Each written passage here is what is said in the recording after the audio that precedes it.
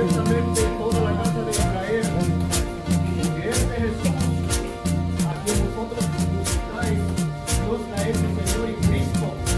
En el 36 dice, y aún esto, se consumieron de corazón y vinieron a Pedro y a los otros apóstoles, varones, hermanos, ¿qué haremos? Una pregunta. Ya estaban convencidos de lo que estaba hablando el Señor de su pueblo. Entonces Pedro les dijo, arrepentidos y bautícense cada uno de nosotros en el nombre de Jesucristo para perdón de los pecados, y recibiréis el don del Espíritu Santo, porque para vosotros es la promesa y para vuestros hijos y para todos los que están lejos, para cuando el Señor Dios llamaré.